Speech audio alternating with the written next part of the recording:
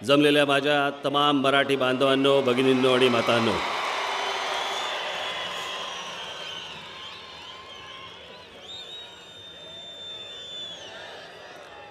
सर्वप्रथम मी आपणाला सर्वांना मराठी नवीन वर्षाच्या मनःपूर्वक शुभेच्छा देतो.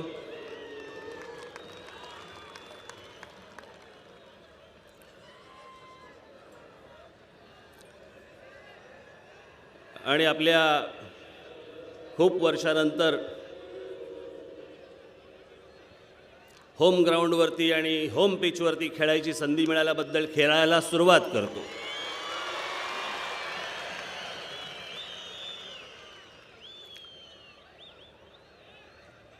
खरं तर गेल्या वर्षी एक सर्क्युलर आलं राज्य सरकारचं की तुम्हाला कुठच्या तारखा हव्या असतील तर त्या सांगा. आपण तारीख सांगितली, म्हटलं आम्हाला गुढीपाडव्याला आम्हाला सभा घ्यायला परवानगी द्या. दिली. राज्य सरकारने परवानगी दिली,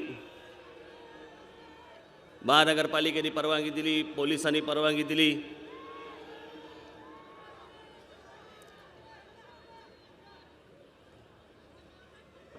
मग कोणतरी कोर्टात गेलं.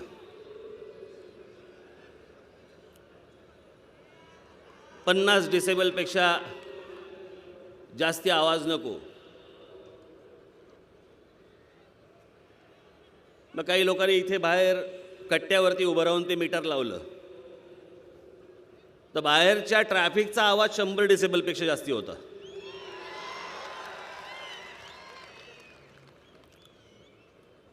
आणि मुळात पहिले जाहीर सभा घ्यायची. हे शिवाजी पार्क मैदान,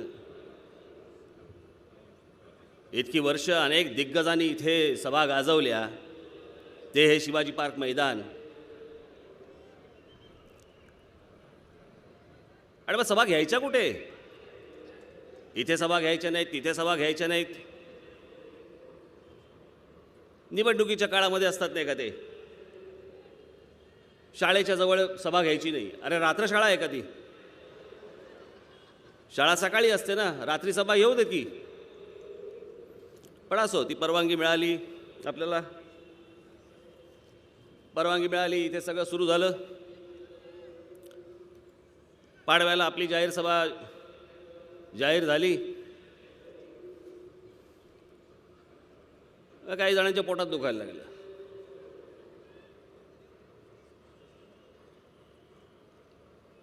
खरं तर महाराष्ट्रामधले अनेक दिवस हे साजरे करायचे आता आपल्यामुळे कळायला लागले इतर पक्षांना. माहिती कुठे होतं?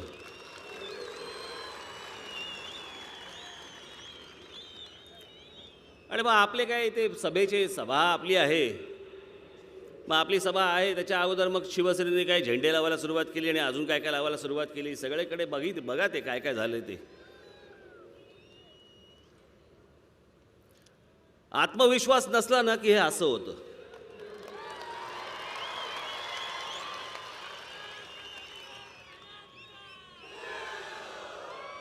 राज्यात सत्ता यांची, घाबरतात आम्हाला.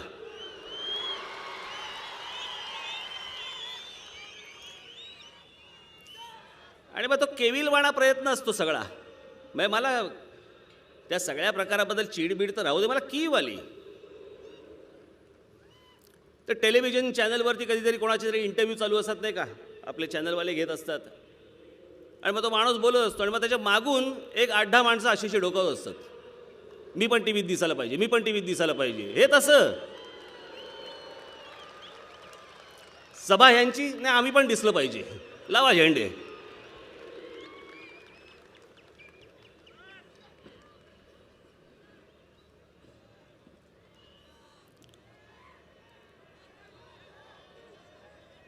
मला यांच्या बुद्धीची कीव येते. महानगरपालिकेत आज सत्ता आहे, राज्यात सत्ता आहे, केंद्रात आहे, आणि एका राजकीय पक्षाने सभा जाहीर केल्यावरती यांना पोटदुखी सुरू झाली. काय बोलायचं आता यांना?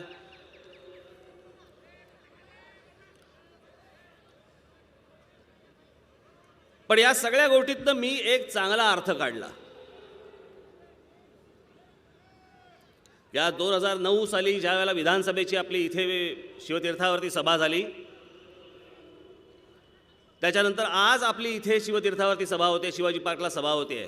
जवळपास किती वर्ष झाली आता त्याला? 7 वर्ष झाली. 7 वर्षानंतर सभा होते.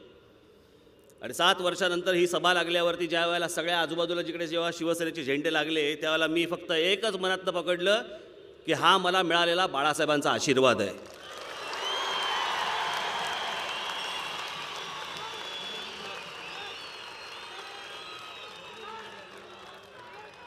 त्यांनी मला तिथून सांगितलं की घे सभा, मी पण आहे बरोबर तुझ्या.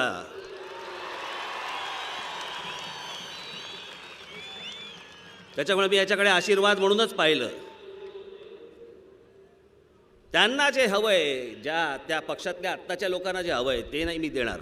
मला जे हवंय तेच मी करणार. इतके विषय महाराष्ट्रामध्ये पडलेले आहेत, इतके विषय आहेत.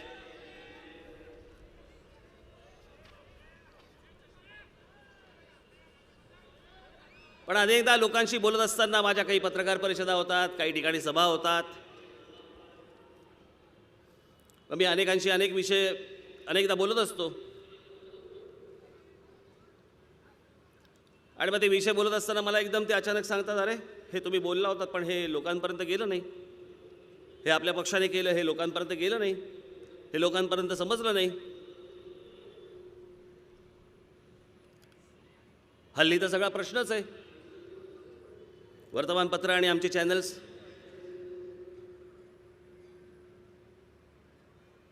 म्हणजे आजची वर्तमानपत्र आणि आजची चॅनल यांची जर समजा कार्यालय एकदा जर समजा तुम्ही जाऊन बघितलीत, उभी फूट पडलेली आहे, उभी फूट. कोणी सत्ताधाऱ्यांच्या बाजूचे, कोणी सत्ताधाऱ्यांच्या विरोधातले पत्रकार, कोणी या जातीचा, कोणी त्या जातीचा. आणि मग ह्यातनं बातम्या दाबायच्या, अनेकदा लोकांपर्यंत पोहोचून द्यायचं नाही. अनेक वृत्तपत्रांचे मालक, अनेक चॅनलचे मालक हे सत्ताधाऱ्यांच्या व्यासपीठावर जाणार. यांची कामं ठरलेली असतात, यांची स्वतःची वेगळी कामं असतात. त्याच्यामुळे खालपर्यंत सांगायचं नाही, यांच्याबद्दल बातम्या छापायच्या नाहीत, यांच्या विरोधात लिहायच्या. आज मी बोलतोय, काही जणांना वाईट वाटेल त्यांच्यातल्या, पण हे सत्य आहे. हे मला त्यांच्याच लोकांनी सांगितलं, मी नाही गेलो शोधायला.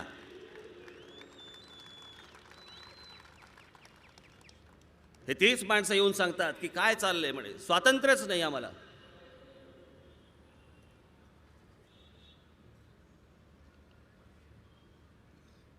संपादक सांगतात, मालक सांगतात हे लिहू नको म्हणून, पत्रकार सांगतात, संपादक सांगतो हे लिहू नको म्हणून.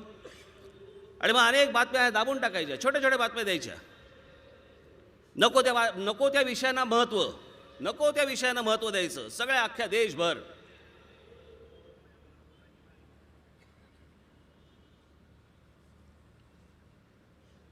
आणि म्हणून म्हटलं आज जर शिवाजी पार्कवरती शिवतीर्थावरती सभा असेल तर म्हटलं आपण जरा थोडासा एखादा आपला जुना हिशोब पण जरा मांडून टाकू.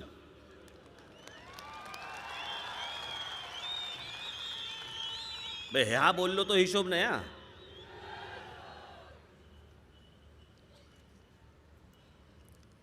एक तुमच्यामध्ये एक सगळ्या लोकांच्या मनामध्ये एक कानात काहीतरी आतमध्ये घालायचं. म्हणजे काय, राजकीय पक्षाचे लोक आहेत आणि काही राजकीय पक्षांच्या आशीर्वादाचे काही पत्रकारही आहेत. हे आतमध्ये घालत बसायचं, सारखं कुचकुच कुचकुच कुचकुच करत बसायचं.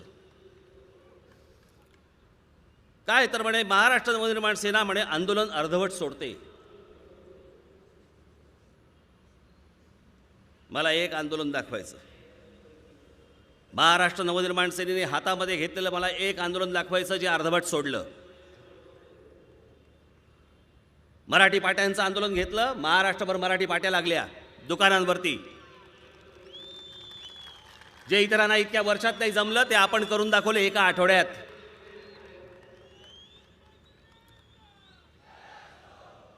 मोबाईल फोनवरती ज्या वेळेला फक्त इंग्रजी आणि हिंदी एवढंच फक्त ऐकू यायचं, तिथे ज्या वेळेला या सगळ्या मोबाईल कंपन्यांना ज्या वेळेला महाराष्ट्र नवनिर्माण सेनेने दणका दिला, त्याच्यानंतर आज महाराष्ट्रभर प्रत्येकदा फोन केल्यानंतर तुम्हाला मराठी ऐकू यायला लागलं. हे महाराष्ट्र नवनिर्माण सेनेमुळे झालं.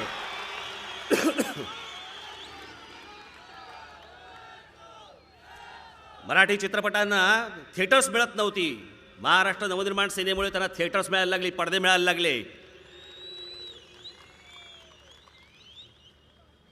रेल्वेचं आंदोलन घेतलं.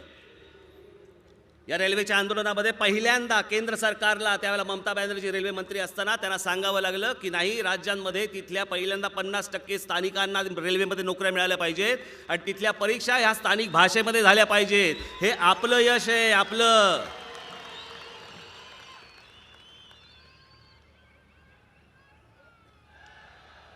शेवटचा विषय टोल. महाराष्ट्र नवनिर्माण सेनेने जर टोलचा आंदोलनाचा मुद्दा घेतला नसता, आज महाराष्ट्रामध्ये अधिकृत 65 टोल नाके आज बंद झाले. ते केवळ फक्त महाराष्ट्र नवनिर्माण सेनेच्या आंदोलनामुळे झाले. दुसऱ्या कोणत्या राजकीय पक्षाने आजपर्यंत आंदोलन केलं होतं म्हणून सांगा मला जरा.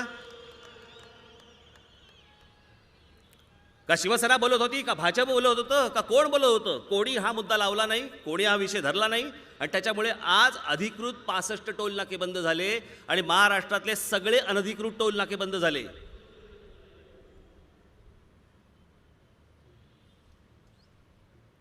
या राज ठाकरेच्या हातात सत्ता द्या, बाकीचे टोल नाके बंद करून टाकवीन. अहो, सत्ता नसताना जर 65 टोल नाके आपण बंद करू शकतो आणि अर्धवट सोडला म्हणता तुम्ही आंदोलन, हे तुमच्या मनामध्ये सतत एक विष कालवत राहायचं. आंदोलन अर्धवट कशाला सोडलं ना, ते मी तुम्हाला सांगतो. कुठे आहे राम मंदिर?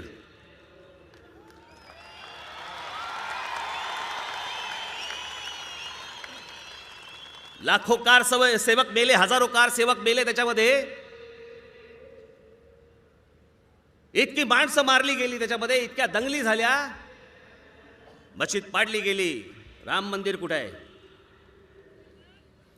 आज त्या राम मंदिराविषयी कोणी बोलायला तयार होत नाही. पत्रकार त्यांना प्रश्न विचारायला तयार होत नाहीत की ज्या मुद्द्यावरती तुम्ही सत्तेमध्ये आलात, सत्तेमध्ये आल्यानंतर आज ते राम मंदिर उभं का राहत नाहीये? म्हणजे कोर्टात केस आहे. कोर्टात केस तर काय अमित शहाची पण होती. अमित शहा जर कोर्टात न सुटतो, राम मंदिर का नाही सुटत?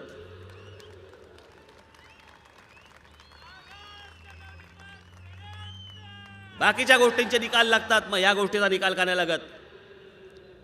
याला आंदोलन अर्धवट सोडलं म्हणतात. जैतापूरच्या आंदोलनाचं काय झालं?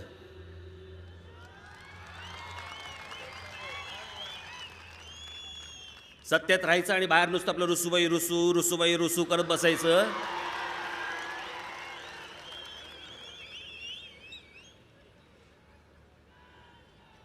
नसतील किंमत देत बाहेर पडा. पण अंडी पण उबवायची आहेत, कोंबड्याही खायच्या आहेत आणि वर दाखवायला लोकांना, नाही नाही आम्ही विरोधी पण आहोत. कसले विरोधी आहात? सत्तेत का बसलायत?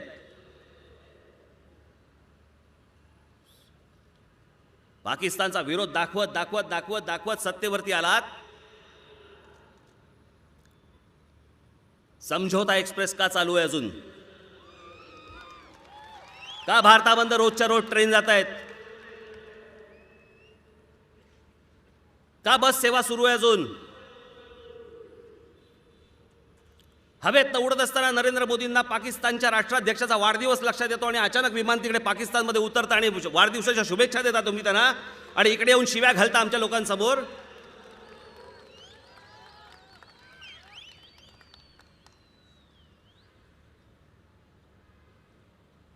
हे वाढदिवसाला जाणार, तिथे जाऊन केक भरवणार आणि इथे येणार आणि परत शिव्या द्यायला सुरुवात करणार. ह्यांनी केक भरवल्या भरवल्या पठाणकोट झालं. तिकडे अतिरेकी घुसले.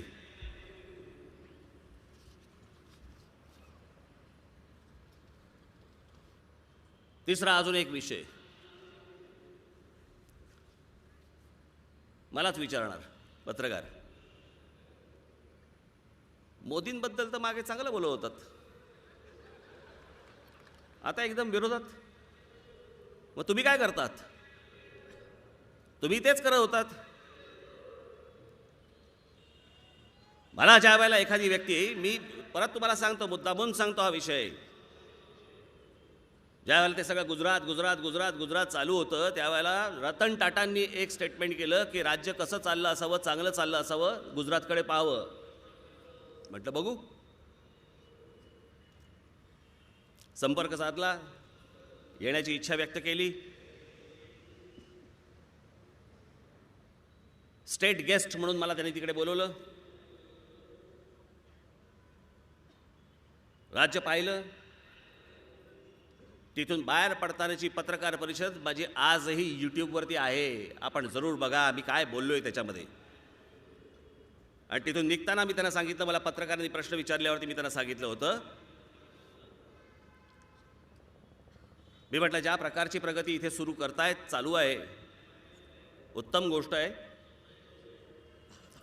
पण प्रगतीच्या बाबतीत आजही महाराष्ट्र हा एक नंबरलाच आहे. गुजरातला अजून लक्ष गाठायचं आहे, पण ते ज्या प्रकारे आज त्याच्याकडे लक्ष देत आहेत त्याच्यावरनं असं वाटतंय की हे जास्ती लवकर पुढे जातील. महाराष्ट्रातलं राज्यकर्ते म्हटलं त्यांना आळस आहे. हे त्या पत्रकार परिषदेमध्ये बोललो होतो मी तिथे. आणि मी पहिला माणूस होतो भारतामधला, भारतीय जनता पक्षामध्ये देखील कोणाची बोलायची हिंमत नव्हती, तो भारतामधला पहिला माणूस मी होतो जो तिथे बोलला की या देशाला नरेंद्र मोदींसारख्या पंतप्रधानाची गरज आहे. हे मी तिथे स्वतः बोललो होतो. मी ज्यावेळेला तिथलं काम पाहिलं, ज्या वेळेला ज्या प्रकारचं ॲडमिनिस्ट्रेशन, ज्या प्रकारचं लक्ष,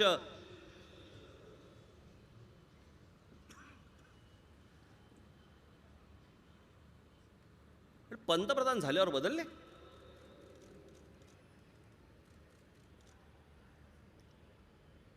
झालं काय एकदम तुम्हाला?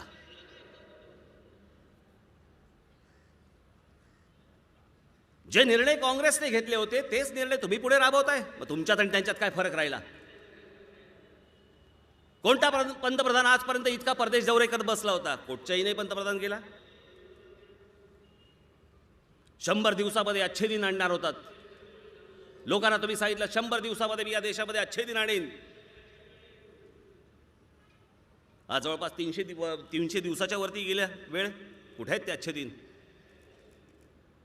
परवा दिवशी माझ्याकडे काही सराफ आले होते. आज ते सगळ्या सोना चांदीच्या सगळ्या सोनारांचा संप चालू आहे, बंद चालू आहे त्यांचा. त्या दिवशी आले होते अनेक गुजराती मारवाडीच होते.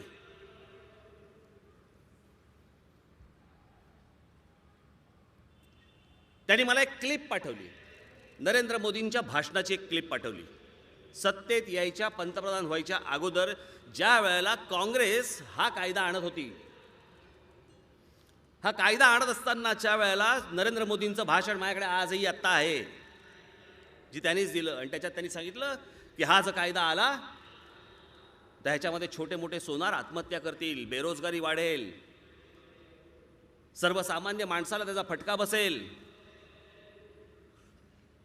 जर हा कायदा आला तर सर्वसामान्य माणूस दागिने घरात करू शकणार नाही. आणि हा कायदा असता कामा नये. आणि म्हणून मग काँग्रेसवरती त्यांनी टीका केली. आज सत्तेत आल्यावरती तीच गोष्ट तुम्ही करता आहात ज्याच्या विरोधात तुम्ही बोलला होतात. विश्वास कसा ठेवायचा तुमच्यावर? आज तेच गुजराती मारवाडी ज्वेलर्स ज्यावेळेला सगळे आले त्याच्यानंतर ते बाहेर गेले आणि या कॅमेरावाल्यांच्या समोर, या चॅनलवाल्यांच्या समोर त्यांनी घोषणा दिली, एक ही भूल कमल का फूल.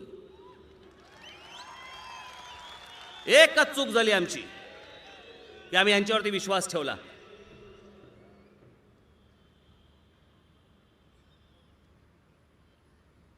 स्वच्छता मोहीम राबवतायत देशामध्ये पंतप्रधानांच्या नावाची. अहो, या गोष्टींची सुरुवात आमच्या गाडगे बाबांनी केली आहे. खरं तर देशभर तुम्हाला ही जर मोहीम राबवायची होती तर ती गाडगे बाबांच्या नावाने राबवायला पाहिजे होती तुम्ही. हा विचार पहिल्यांदा त्यांनी मांडला, त्यांनी आणला, कृतीत आणला. पण महाराष्ट्रातले ना आमचे कशाला लक्ष द्यायचे? त्यांच्या नावाने काही होणार नाहीत गोष्टी. अनेक आश्वासनं दिली, अनेक लोकांना अनेक भूलतापा दिल्या, सगळ्या सांगितल्या, प्रत्यक्षात काही होत नाहीये. मी मान्य करतो की अचानक काही चमत्कार घडणार नाहीये, घडत नसतोच. पण तो चमत्कार घडेल अशी अपेक्षा तुम्ही दाखवलीत. 100 दिवसात चमत्कार घडेल अशा गोष्टी तुम्ही सांगितल्यात, म्हणून लोक आज विचारतायत. लोक आज भारतीय जनता पक्षाला ज्या शिव्या देत आहेत त्याची कारणं ही आहेत की जे बोललात कुठे गेलं. तुम्हीच बोलला होतात ना, कुठे नेऊन ठेवला महाराष्ट्र माझा. तुम्ही कुठे नेऊन ठेवलात.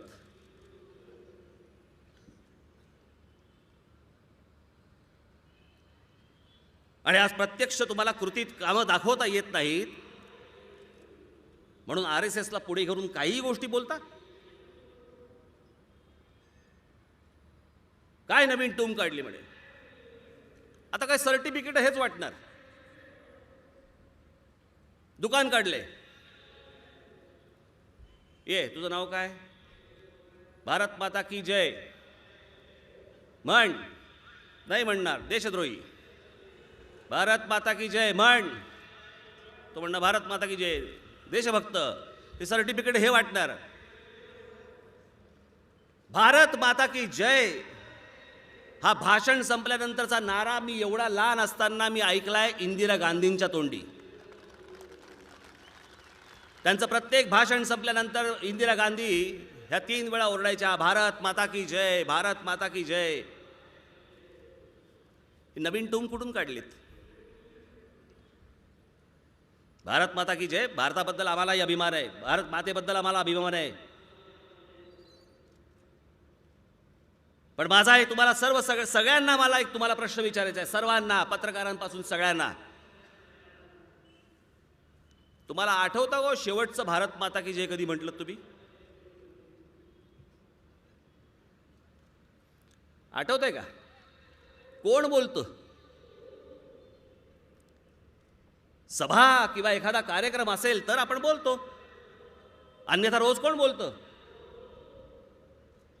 चल ग, येतो ग, ऑफिसला निघालो, चल भारत माता की जय. असं कोण निघतो का घरातनं.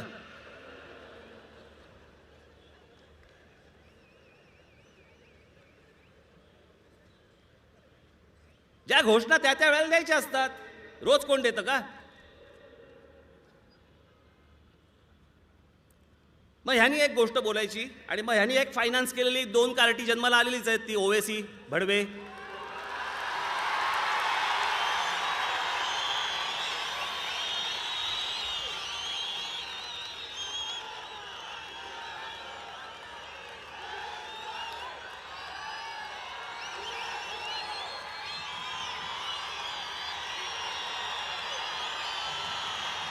काय तर म्हणे गळ्यावरनं म्हणे सुरी फिरवली, गळ्यावरनं सुरी फिरवली तरी भारत माता की जय म्हणणार नाही. ये महाराष्ट्रात फिरवतो.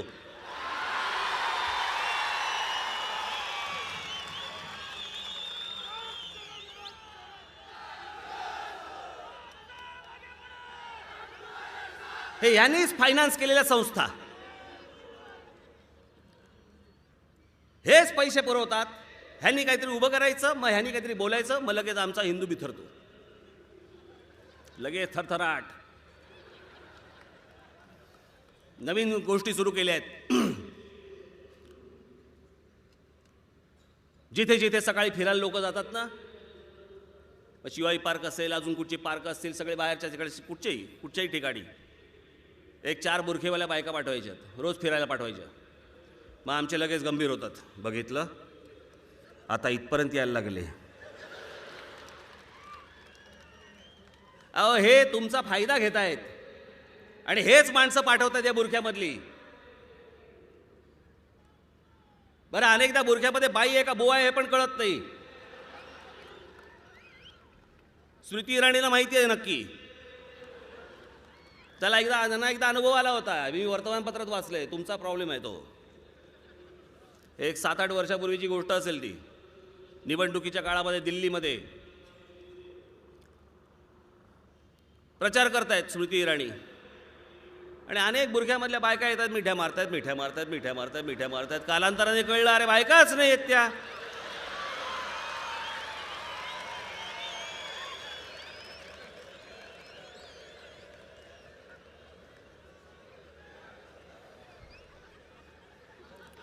हे माझ्या मनचं नाही हा, हे वर्तमानपत्रामध्ये आलेली मी गोष्ट सांगतोय. माझ्या मते पत्रकार बांधवांना माहिती असेल मी काय बोलतोय ते.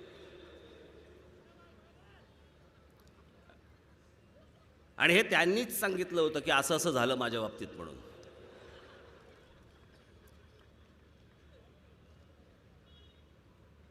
मध्यंतरी मी एकदा या रुईया कॉलेजमध्ये गेलो होतो.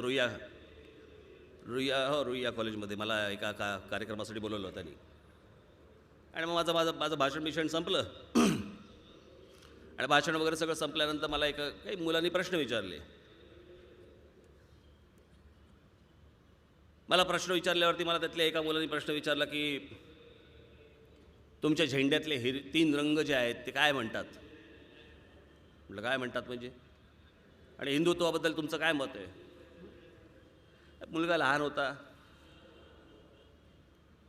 मी म्हटलं अरे पहिली मुळात गोष्ट आपण लक्षात घ्या, मी हिंदू आहे, माझं धर्मांतर झालेलं नाही. मी एका राजकीय पक्षामध्ये एक जो झेंडा घेतला आहे त्याच्यामध्ये निळा आहे, जो आमच्या दलित बांधवांचा आहे. भगवा आहे तो हिंदुत्वाचाच आहे. आणि जो हिरवा आहे तो APJ अब्दुल कलामांसाठी आहे, तो आमच्या AR रहमानसाठी आहे. हा बेहरामपाड्या आणि भेंडी बाजार आणि या सगळ्या तुमच्या भिवंडीच्या लोकांसाठी नाही आहे तो माझा हिरवा.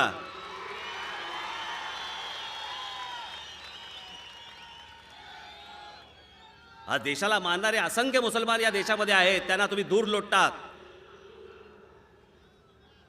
आणि खरे कोण वाईट आहेत, कुठे हे घडडे मौल्य उभे राहिलेले आहेत, याच्यावरती कोण बोलायला तयार नाही.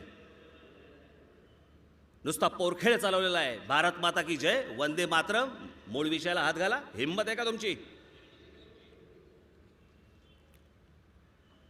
ज्या मुंबई शहरामध्ये, ज्या ठाणे शहरामध्ये, ज्या पुणे शहरामध्ये, ज्या आमच्या मराठवाड्यामध्ये अनेक ठिकाणी ज्या देशद्रोह्यांचे अड्डे उभे राहिलेले आहेत, का नाही उद्ध्वस्त होत?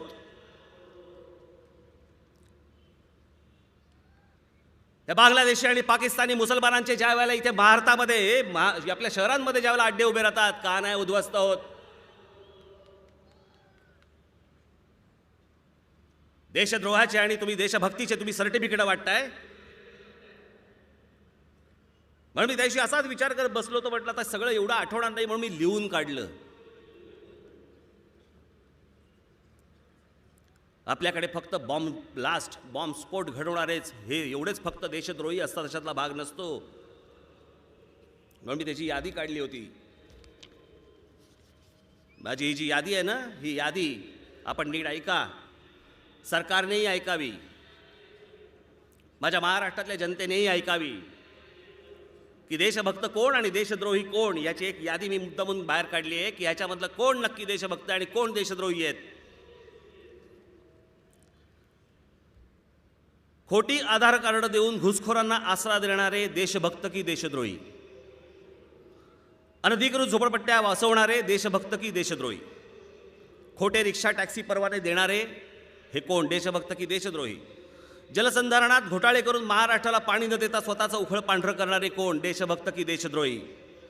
रोजगार हमी योजनेतून गरिबाला काम न देता तो पैसा हडप करणारे कोण. अनधिकृत इमारती बांधून लोकांना धोक्याच्या परिस्थितीत राहायला लावणारे कोण, देशद्रोही का देशभक्त. मागासवर्गीय विद्यार्थ्यांच्या शिष्यवृत्तीवरती हात मारणारे कोण. आश्रमशाळेतील आदिवासी मुलामुलींच्या आहाराचे पैसे खाणारे कोण. गरोदर मातांना असलेल्या मदतीत हात मारणारे कोण. लोकांच्या हक्काचं पाणी वळवून खाजगी उद्योगांना देणारे कोण. दूषित पाणी नद्यांमध्ये सोडून नद्या प्रदूषित करणारे कोण. गोरगरिबांच्या नावावर आलेलं रेशन खाऊन स्वतःच्या तुंबड्या भरणारे कोण. दुष्काळातही अव्वाच्या सव्वा व्याज आकारून शेतकरी बांधवांना लुटणारे कोण.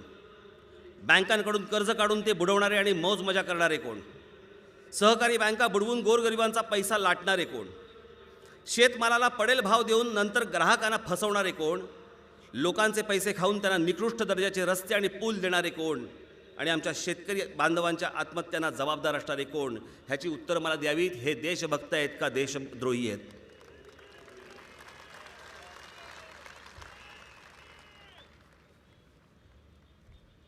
ह्या लवकर वसवणारे इथे कोण लोक आहेत. नरेंद्र मोदी परदेशातनं पैसे आणणार होते ना, आणि वाटून टाकणार होते म्हणे. काय बोलतायत. आणि आमचे पण टाळ्या वाजवतात. करोडो रुपये म्हणे परत भारतामध्ये घेऊन येणार. भारतात घेऊन येणार? अहो तो मल्ल्या घेऊन गेला. हे इथले घेऊन जात आहेत, आणतायत कुठून? कुठच्या गोष्टीचा कंट्रोल राहिलेला नाही. ते परवा दिवशी आमचे फडणवीस वर्गातला मॉनिटर असतो ना, तसा असतो. 66.8 इतकापर्यंत आपण या सगळ्या गोष्टी केल्या पाहिजेत.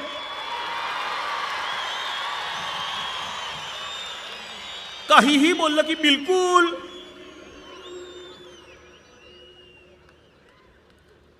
काय बोलले?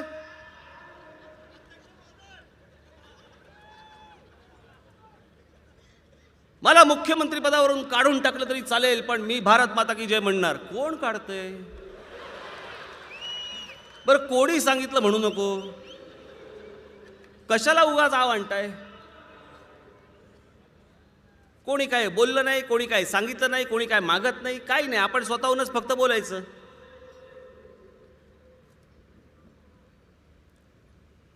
महाराष्ट्रात ज्या गोष्टी चालू आहेत पहिल्यांदा त्याची उत्तर द्या. भारत माता की जय राहू दे बाजूला. ज्यावेळेला भारत चांगला होईल ना, त्यावेळेला आपण भारत माता की जय म्हणू. त्यावेळेला अभिमान वाटेल की माझा भारत पण चांगला झालाय. आज मला घोषणा द्यायला पण अभिमान वाटतोय. पहिला तो नीट करा.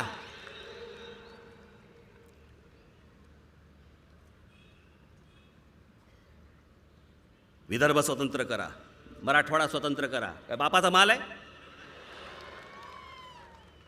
ते कोणतरी एक मागो वैद्य, त्यांना काय वाटलं मागो ते मिळेल. महाराष्ट्राची म्हणे 4 राज्य झाली पाहिजेत. काय तुमच्या वाढदिवसाचा केक वाटला काय? यायला कोणी यायचं आणि घेऊन जायचं आपला तुकडा आणि खात बसायचा बाका वाका बाका करून.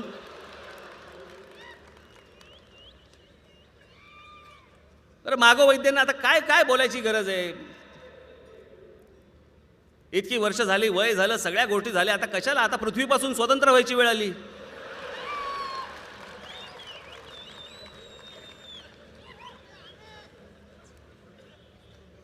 ते तुझ्या आईचा आणे फुटाणे तुडतुडते. हे विनाकारण नाही आहे. हे तुम्हाला वाटेल की कोणतरी काहीतरी गंमत म्हणून करते. गंमत म्हणून नाही, हे सगळं प्लॅनिंग आहे.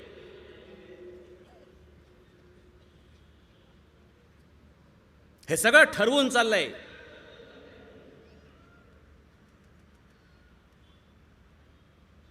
मुंबई महाराष्ट्राला शिव्या घालता तुम्ही. मी इकडे यादी आणली यांची.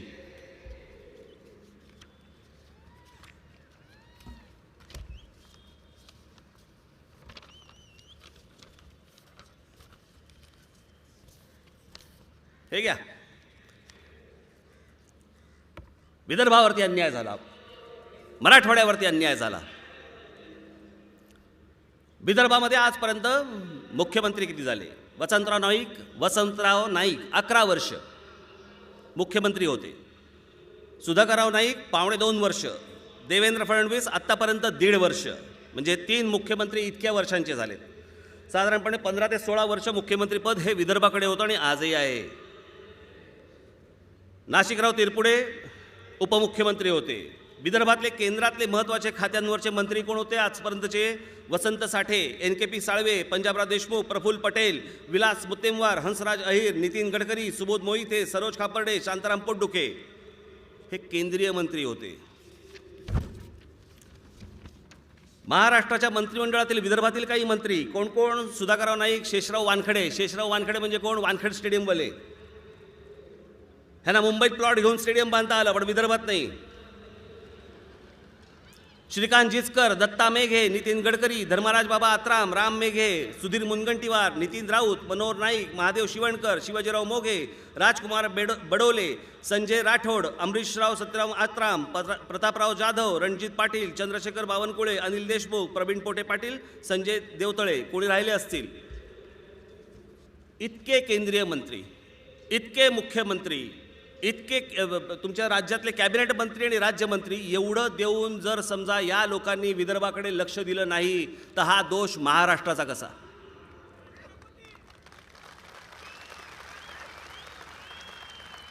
तुम्ही सत्तेवरती होतात, तुमच्या हातात पूर्ण सत्ता होती, तुम्ही मुख्यमंत्री होतात, तुम्ही या राज्याचे राजे होतात, मग माझ्या विदर्भाकडे का नाही तुम्हाला लक्ष देता आलं?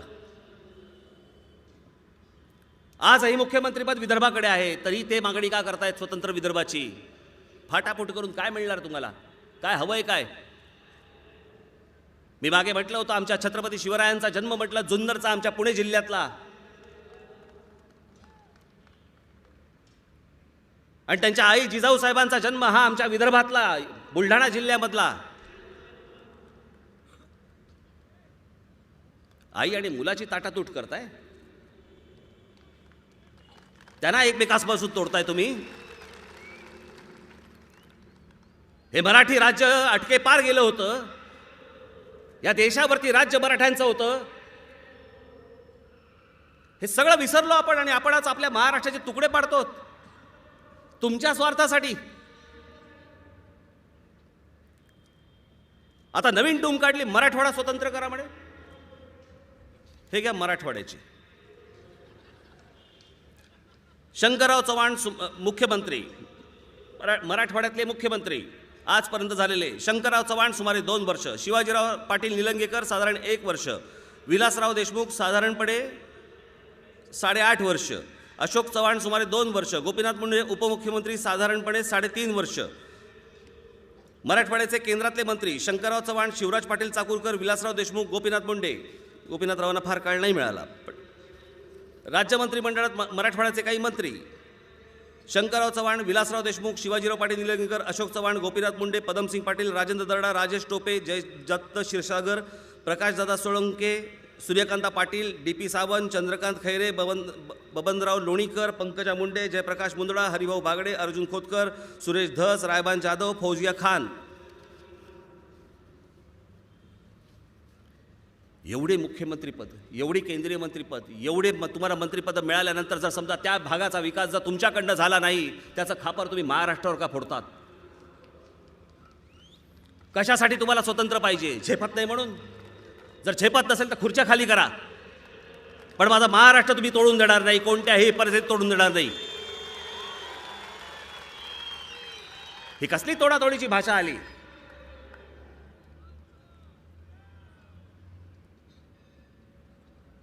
आणि संघाला जर समजा एवढंच पाहिजे असेल तर त्यांनी त्यांचं लाडकं गुजरात तोडा, त्याचं काय करायचं ते करा.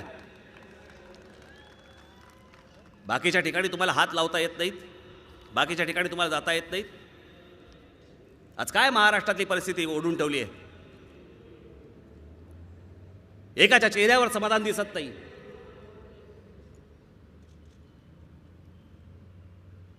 आज आमच्या मराठवाड्यामध्ये, तिथे मी मागच्या वेळेला 2009 अनेक वर्ष मी सांगतोय, तिथे मराठवाड्यातल्या सभांमध्ये जाऊन सांगतोय, आज जी पाण्याची परिस्थिती निर्माण झाली आहे ना, ही तिथल्याच नेत्यांमुळे.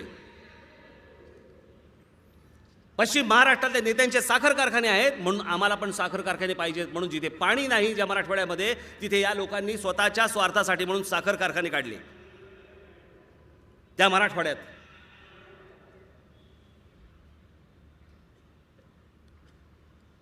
त्या मराठवाड्यामधली परिस्थिती आता अशी आहे, जवळपास तिथे जर समजा बोर खणल्या, 1200 फूट खाली पाणी लागत नाहीये. 1200 फूट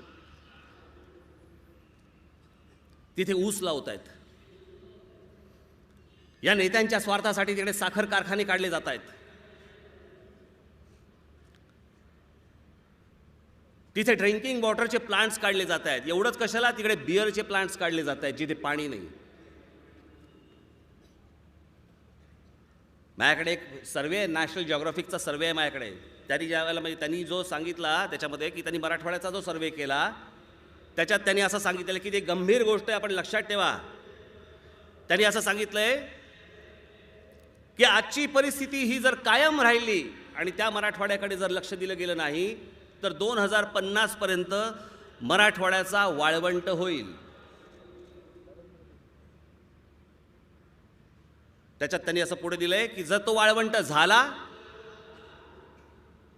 तर ती जमीन परत पूर्ववत करायला साधारणपणे 150 वर्ष लागतील.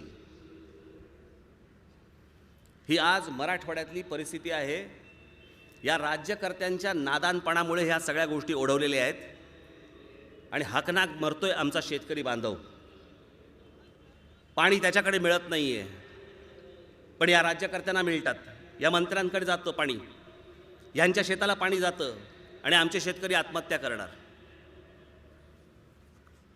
काय वेगळं चालू होतं काँग्रेसच्या राज्यात? काँग्रेसच्या राज्यात पण शेतकरी आमचा आत्महत्या करत होता. आज भाजपच्या राज्यात देखील काँग्रेस तो शेतकरी आमचा आत्महत्या करतोय. त्या दिवशी तर मंत्रालयाच्या खाली एका शेतकरी बांधवाने आत्महत्या केली.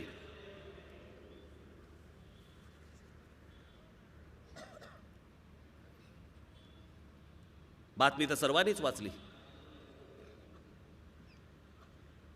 पण त्या शेतकरी बांधवांनी शेवटचा जो मेसेज केला होता त्याच्या मोबाईल फोनवरनं, त्याच्याबद्दल कोणी बोलायला तयार झालं नाही. ना चॅनलवरती त्याची काही वाच्यता झाली, ना वर्तमानपत्रामध्ये फार त्याच्याबद्दल काही लिहून आलं. आणि त्याने त्या शेतकरी बांधवाने जो आत्महत्या करताना जो माणूस गेला, जो माणूस मेला, जो आमचा शेतकरी बांधव गेला,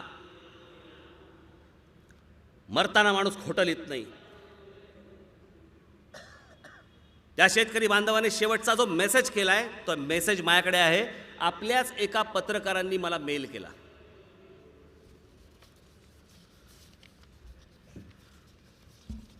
मला तो वाचतानाच माझ्या डोळ्यात पाणी आलं. ती काय भावना असेल त्या माणसाची, जेव्हा तो मंत्रालयाच्या बाहेर ज्यावेळेला विष प्राशन करून ज्यावेळेला त्या शेतकरी बांधवाने आत्महत्या केली, त्यांनी शेवटचा मेसेज दिला. त्याचं नाव आहे माधव कदम पाटील. मित्रांनो, एक मोठा निर्णय घेतला आहे. सरकार विरोधी थेट मंत्रालयामध्ये जाऊन विष प्राशन करणार आहे. शेतकरी कर्जबाजारी झाला आहे. मोदी सरकारने अच्छे दिन आणले. माझ्या उसाला भाव नाही, माझ्या सोयाबीन, अरे कसा जगेल माझा शेतकरी. अरे रात्रभर राबूनसुद्धा त्याचा हक्क मिळत नसेल तर काय अर्थ आहे अशा जीवनाला. अरे देवेंद्र फडणवीस साहेब, मराठवाडा भीषण दुःखाने फार गेला आहे. अरे आमची दशा तुमच्या हलगर्जीपणामुळे झाली आहे. आमचा मराठी तरुण, हे बघा, मी जे बोलतोय हे एक माणूस मरताना सत्य बोलून गेला आणि मी जे बोलतोय ना तेच हे सत्य आहे. आमचा हलगर्जीपणामुळे गेला. आमचा मराठी तरुण मराठवाड्यातून पुण्याला येतो, आले तर साधे कामसुद्धा त्या तरुणाला ठेवत नाहीत. सगळे बिहारी आणि उत्तर प्रदेशचे तरुण कामाला आहेत. अरे माझ्या शेतकरी मरत आहे. मोदी सरकारने बिहार सरकारला हजारो कोटी पॅकेज जाहीर केले आणि देवेंद्र सरकार आमचे वीज बिल माफ करणार नाहीत. अरे आमच्या शेतात पाणी कुठे आहे? माझ्या महाराष्ट्रातल्या जनतेने माझा जीव गेला तर शांत बसू नका. मला हे लिहिते वेळेस माझ्या डोळ्यातून पाणी येते. आमचा देव होता बाळासाहेब, ते असते तर माझ्यावर ही वेळ आली नसती. तुम्हाला माझी एकच विनंती शेतकरी मित्रांनो, माझा जीव गेला तर शांत बसू नका. तुम्हाला खोटं बोलत आहे वाटते का? आई भवानी मातेची शपथ, मी आता मुंबईमध्ये दाखल झालो आहे. आई भवानी मातेची शपथ, मंत्रालयात जाऊन विष घेऊन माझ्या शेतकरी जनतेनो शांत राहू नका. माझ्यासारखा कोणी दुसरा जीव देऊ नका. माझ्या डोळ्यातून खूप रडू येत आहे. देवेंद्र सरकार, माझा जीव गेल्यानंतर तरी जागे व्हा. माझ्या मित्रांनो, माझा शेवट, जर मी कोणालाही काही चूक बोललो असेल तर मला माफ करा. माझा जीवाचा अंत झाला. माझा शेवटचा मेसेज, जय शिवराय.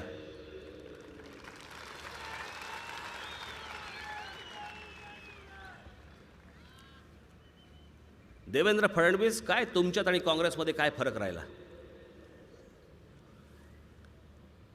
नुसते आपलं कोणी विचारलं की जलशिवार योजना, जलशिवार योजना. त्या दिवशी काहीतरी त्या जाहीर केलं, 33,000 म्हणे विहिरी बांधल्या आहेत. मला बघायच्या आहेत त्या कुठे बांधल्या. दाखवा मला 33,000 विहिरी महाराष्ट्रभर कुठे बांधल्यात त्या. जुन्या असलेल्या विहिरी दाखवू नका आम्हाला. महाराष्ट्रामध्ये जिकडे पाणी नाही तिथे तुम्ही सांगताय, तुमच्या बजेटमध्ये सांगताय 33,000 विहिरी बांधल्या म्हणून. कशाला खोटं बोलताय? प्रशासनावरती ज्या प्रकारची पकड पाहिजे, ज्या प्रकारचा एक तुमचा आप पाहिजे, काही नाही. कोणी अधिकारी विचारत नाहीत, खाली तर कोणी माणसं पण विचारत नाहीत.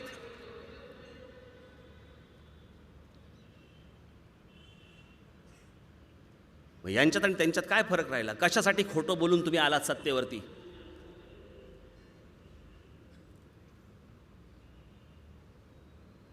देवेंद्र फडणवीस माणूस चांगला भला, कॉम्प्युटर क्लासेस टाक. नुसतं भलं राहून काय होणार आहे? ते असतं नाही का आपल्यामध्ये अजातशत्रू. हे जे कोणी आहेत हे अजातशत्रू आहेत असं सांगितलं तरी का. आमचे आजोबा सांगायचे अजातशत्रू म्हणजे कोण? गांडू. ज्याला भूमिकाच आयुष्यात घेता नाही आली, जो कोणाच्या अंगावर गेला नाही, ज्याच्या कोणी अंगावर आलं नाही, मिरवायचं काय? अजातशत्रू होते, अजातशत्रू. नुसता चांगला माणूस म्हणून काय करून घ्यायचं. पण हे एक शेतकरी बांधव ज्या वेळेला त्याची आत्महत्या करताना ज्या वेळेला एक पत्र जेव्हा लिहितो, त्याच्यामध्ये तो एक गोष्ट सांगतो की माझी मुलं मराठवाड्यामधली ज्या वेळेला शहरामध्ये नोकऱ्या शोधायला येतात, त्यावेळेला तिथे त्या UP आणि बिहारच्या लोकांनी त्या नोकऱ्या घेतलेल्या असतात. हे जे राज ठाकरे आजपर्यंत तुम्हाला जे सत्य सांगत होता, एक माणूस मरताना त्याच्या पत्रामध्ये मेसेजमध्ये तो देऊन बोलून गेला की काय महाराष्ट्रातली स्थिती आहे ती. मी त्या दिवशी बोललो ज्या वेळेला रिक्षा जाळा, बस जाळा जाळा जाळा सुरू. पण त्याच्या मागचा भ्रष्टाचार नाही लक्षात आला.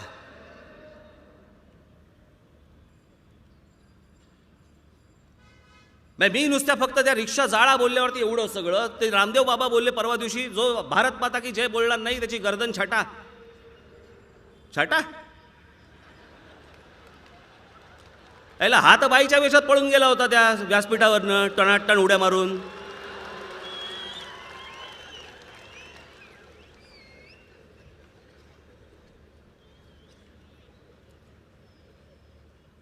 मी काही बोललं की माझ्यावरती केसेस.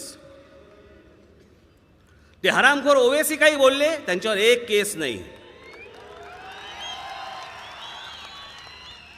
भाजपला मानणारा हा जो सगळा रामदेव बाबासारखा वर्ग गर्दन छाटा बोलले, केस नाही पडत यांच्यावर. यांच्यावर कोणाही केवरती केसेस पडणार नाहीत. राज ठाकरे बोलला की केस.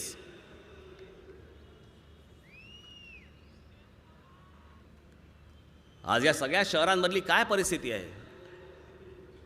आज शहरांना पाण्याचा प्रश्न निर्माण झालाय. मुंबई असेल, ठाणा असेल, पुणे असेल, नाशिक असेल, नागपूर असेल, सगळ्या शहरांमधला आज पाण्याचा प्रश्न निर्माण झालाय. कशामुळे झालाय? जे मी सांगत होतो तेच.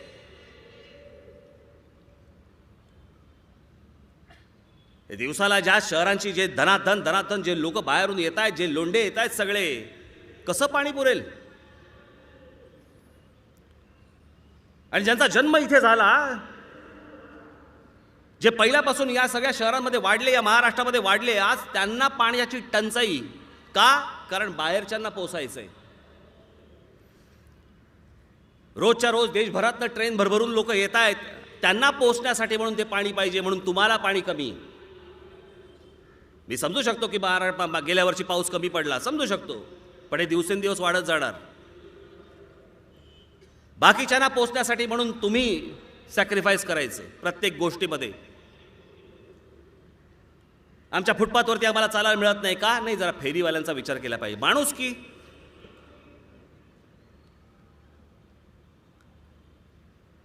सगळ्या शहरांमधला ट्रॅफिकचा बोजवारा उडालेला आहे. कोणी सिग्नल पाळत नाही, कोणी काही बघत नाही, कोणी कुठेही कसाही चालतोय, कोणी कसाचा कशाला काही पत्ता लागत नाही.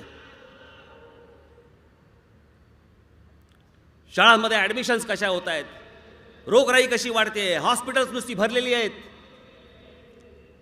हॉस्पिटलमध्ये तिथे तुम्हाला दवाखान्यामध्ये तुम्हाला आतमध्ये जाता येत नाही. इतकी माणसं का? कारण देशभरामधनं लोक आली आहेत. माणुसकी.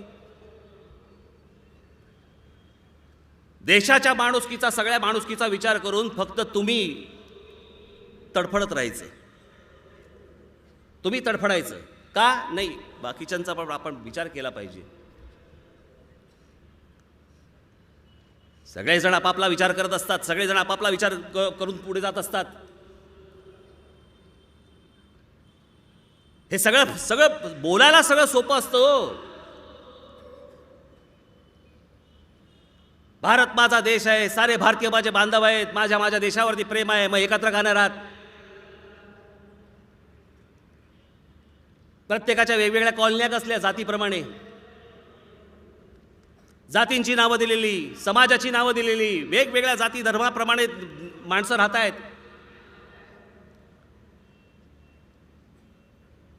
मी परवा दिवशीच कुठून तरी पार्ल्यामधनं येत होतो. एका सोसायटीचं नाव काय? गुजराती सोसायटी.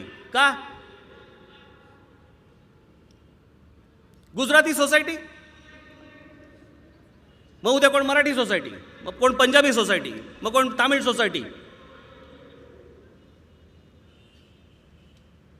प्रत्येकाच्या मनामध्ये आपल्या आपल्या राज्याबद्दलच्या गोष्टी असतात. म्हणून मला मागच्या वेळेला मी गुजरातमध्ये असताना ही गोष्ट बोललो होतो गुजरातमधल्या गुजराती पत्रकारांसमोर. मी म्हटलं मला सगळ्यात जास्ती वाईट वाटलं भुजला ज्यावेळेला भूकंप झाला, तो भुजला भूकंप झाल्यानंतर मुंबईमधल्या, महाराष्ट्रामधल्या, देशभरामधल्या, खास करून मुंबईमधल्या आणि महाराष्ट्रातल्या गुजराती समाजाने जसं भुजला आणि गुजरातला भरभरून पैसे दिले, तसे म्हटलं माझ्याकडे लातूरला जेव्हा भूकंप झाला त्यावेळेला या लोकांचे हात तिथे का नाही ढिले झाले. इथे जन्माला येऊन इथे राहून पण जर समजा आपल्या त्याच राज्याबद्दल जर समजा तुम्हाला प्रेम असेल, एकोपा राहील कसा, एकोपा वाढेल कसा. आणि आज हेच सगळं षडयंत्र आज सगळं भाजप अख्खं पसरवतंय, जाणून बुजून पसरवतंय. या सगळ्या शहरांमधला जो मराठी टक्का कमी करण्याचं हे सगळ्या बाजूनी सगळे बिल्डर येत आहेत, इमारती उभे राहत आहेत. आणि इमारतीमध्ये कोण राहत आहेत? बाहेरची माणसं राहत आहेत, अमराठी लोक राहत आहेत. जिथे अमराठी लोकांसाठी म्हणून जिकडे उभ्या राहतात कॉलनीज, मराठी लोकांना तिकडे फ्लॅट्स मिळत नाहीत, पैसे असून पण फ्लॅट दिले जात नाहीत.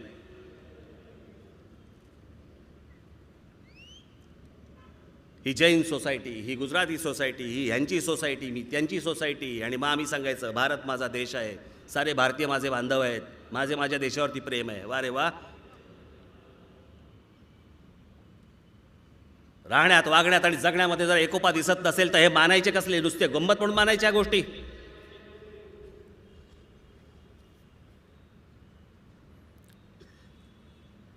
आणि हे सगळं अख्खं सगळं भाजप आणि काँग्रेस पण तेच प्रकार करत होती, भाजप पण तोच प्रकार करते.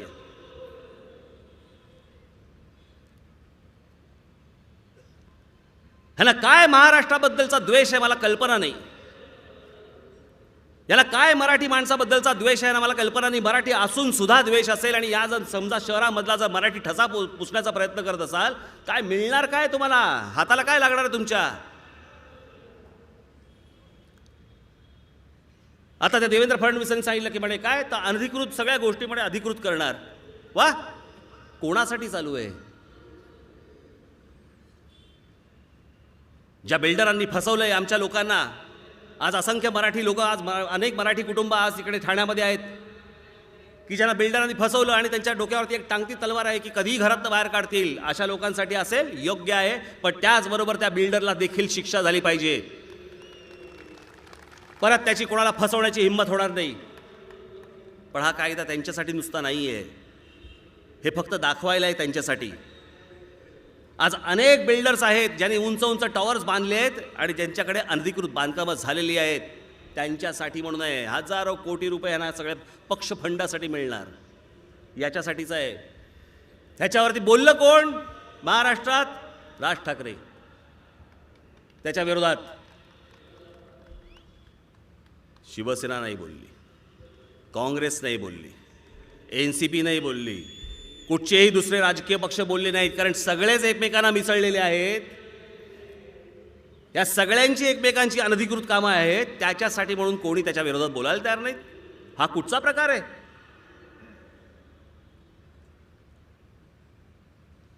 अनधिकृत गोष्टी जर समजा तुम्ही अधिकृत करणार असाल, उद्या अनेक बाहेरच्या प्रांतातून आलेले लोक ज्यांच्या झोपडपट्ट्या आज अनधिकृत आहेत त्या उद्या अधिकृत म्हणून मागतील तुमच्याकडे.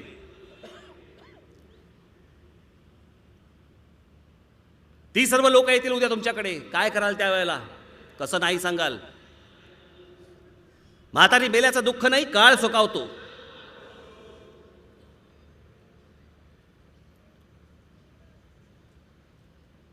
विनाकारण या सगळ्या गोष्टी आम्हाला सांगण्याच्या भानगडीत पडू नका. हा राष्ट्रवाद आणि राष्ट्रवादाच्या गोष्टी तुम्ही नका सांगू आम्हाला.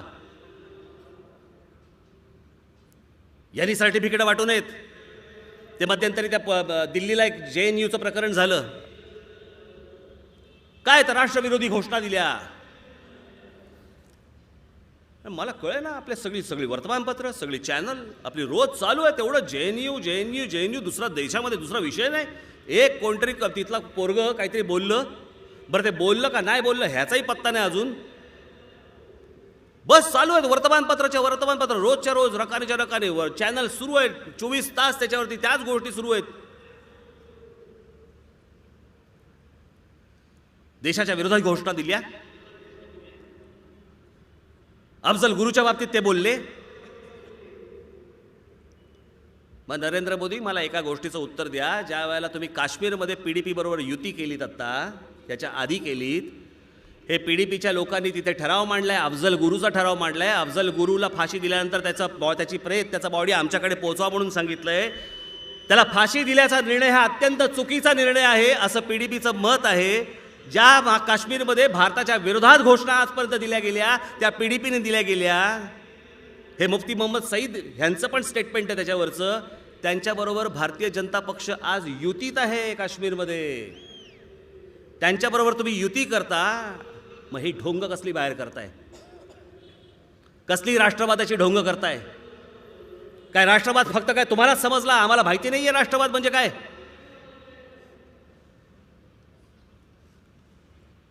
तुमचा नालायकी कारभार झाकण्यासाठी म्हणून ह्या नवीन नवीन उद्योग हे सगळे सुरू करतायत आणि नवीन नवीन घोषणा काढतायत. आणि त्याला कोण खतपाणी घालतंय? RSS. या RSS बद्दल मलाही आदर आहे, त्यांच्या कामाबद्दल आदर आहे, पण या धंद्यांबद्दल नाही, या गोष्टींबद्दल नाही. मध्यंतरी एक RSSचे प्रचारक काही 2-4 जण मला भेटले. मी त्यांना हाच प्रश्न विचारला, म्हटलं काय चाललंय काय? ठेवलं आम्हालाही नाही समजत, आम्हालाही कळत नाही काय चाललंय. हे कुठून उद्योग सुरू केलेत ह्या सगळ्या घोषणांचे? काँग्रेसने वाट लावून ठेवली, हे अजून वाट लावून ठेवत आहेत. ज्यांच्यावरती विश्वास ठेवला तेच जर केसाने गळा कापायला निघाले तर काय त्रास होतो, म्हणून राज ठाकरे मोदींच्या विरोधात बोलायला सुरुवात केली. हे त्याच्यासाठीचं कारण आहे. ते मी मागेही म्हटलं होतं की नरेंद्र मोदी ही शेवटची आशा आहे. पण तुम्ही जर समजा ढोंग करणार असाल आणि तुम्ही जर समजा ढोंगबाजी करणार असाल, फुकटच्या घोषणा नुसत्या करणार असाल आणि प्रत्यक्षात लोकांच्या पदरामध्ये जर काही पडणार नसेल, काही चाटायची ती सत्ता, काय करायचं काय तुमचं?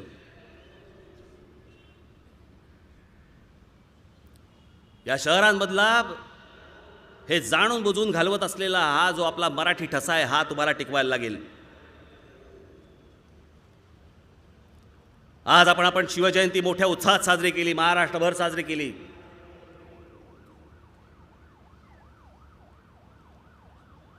आता येणारी बाबासाहेब आंबेडकरांची 125वी जयंती आहे. ती देखील तितक्याच जल्लोषाने आणि मोठ्या पद्धतीने महाराष्ट्रभर साजरी झाली पाहिजे.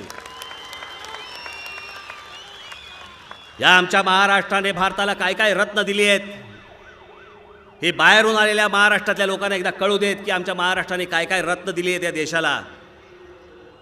मे मध्ये स्वातंत्र्यवीर आमच्या सावरकरांची जयंती आहे, ती देखील तितक्याच जल्लोषात आणि मोठ्या उत्साहात साजरी झाली पाहिजे. लोकमान्य टिळकांची देखील झाली पाहिजे. मी मध्यंतरी आपल्या सगळ्या पदाधिकाऱ्यांना एक आता वर्षाचे पुढच्या वर्षांचे सगळे कार्यक्रम दिलेले आहेत. ते कार्यक्रम आपण योग्य रीतीने आपण चालवाल आणि या सर्व शहरांमधला आपला जो मराठी ठसा आहे हा कायम तुम्ही टिकवाल, अशी एक मी तुम्हाला आशा बाळगतो आपल्याकडनं. आपल्याला पुन्हा एकदा या नवीन वर्षाच्या मनपूर्वक मराठी शुभेच्छा देतो आणि आपली सर्वांची मी रजा घेतो. जय हिंद, जय महाराष्ट्र.